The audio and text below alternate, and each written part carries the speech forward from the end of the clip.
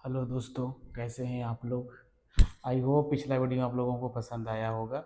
तो आज का हमारा टॉपिक है गयासुद्दीन बलबन, जो कि कल मैंने वहाँ तक ख़त्म किया था कि कैसे बलबन ने कई गुलाम वंश के जो इल्तुतमिश के जो फैमिली के लोग जो बैठे थे गद्दी पर उसको बैठाया उठाया हत्या करवाया। ठीक, उसके आगे हम देखते हैं गयासुद्दीन कैसे बना सुल्तान दिल्ली सल्तनत का।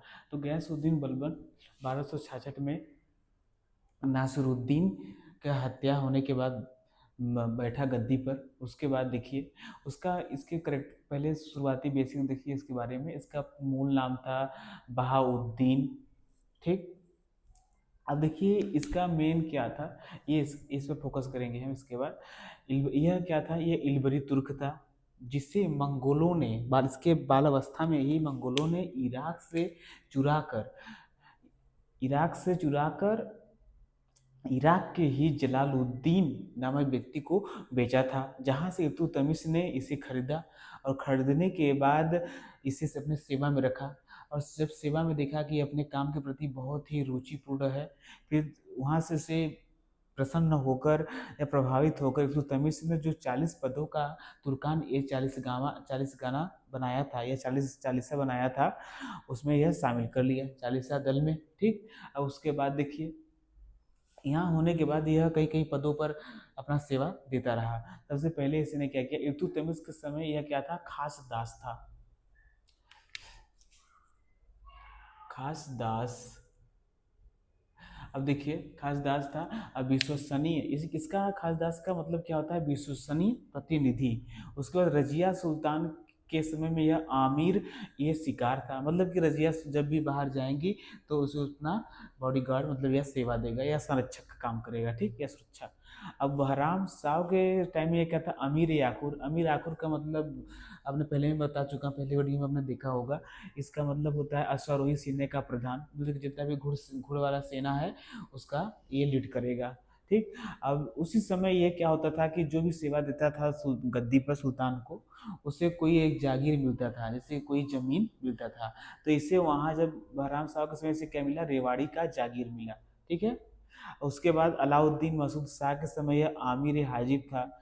इसका मतलब ये होता है जो भी दरबार में प्रवेश करेगा उस पर नियंत्रण रखना या सब कुछ देखना, मतलब कि कुछ लाया हुआ तो नहीं है। जैसे कि ये किसी आप गेट पे जाएंगे तो वहाँ पर चेकिंग होता है ना, वही सब काम करता था।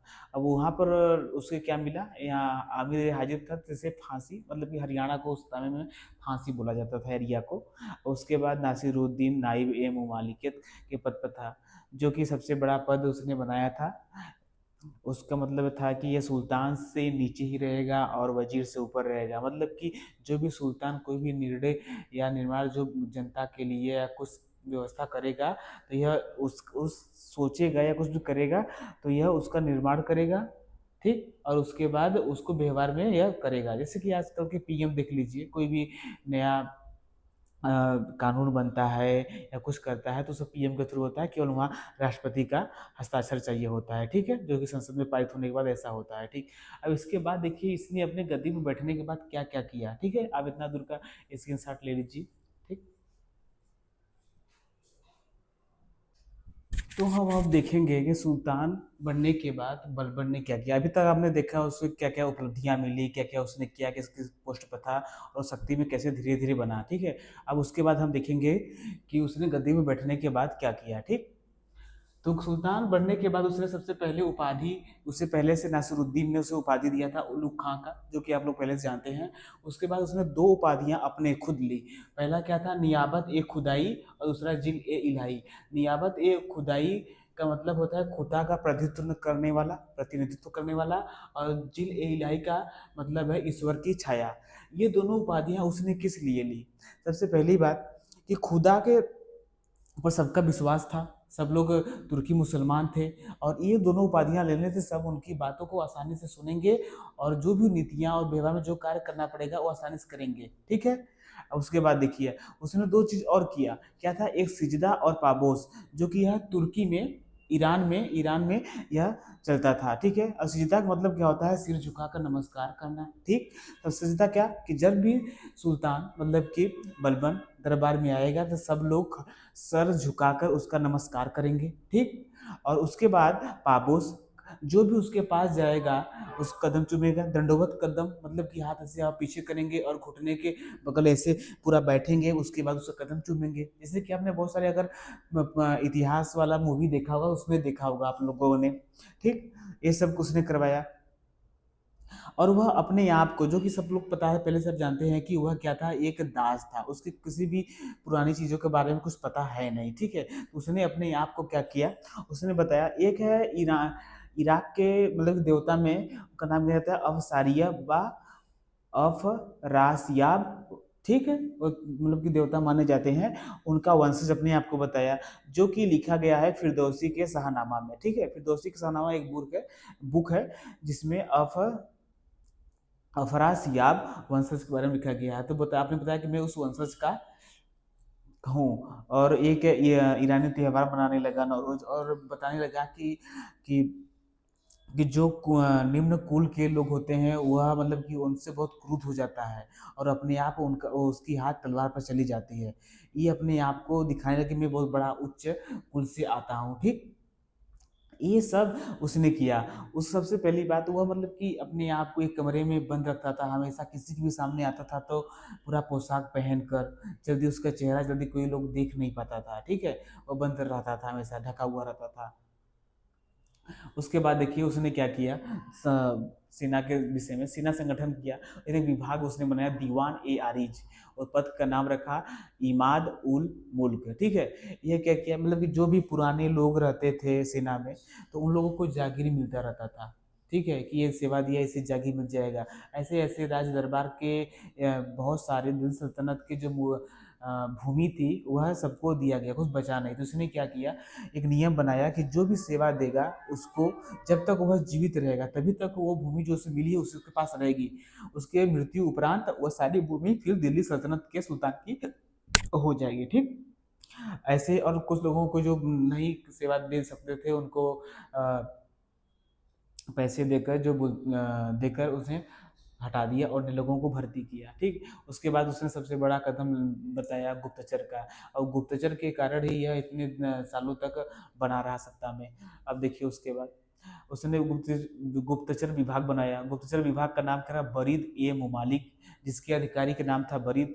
अब यह करते क्या थे, मुक्ति और वली जानते हैं, प्रांत के अधिकारी रहते थे जो कि कर वसूल सेना सब देखते थे, उनको पर यह नजर रखता था, ठीक है।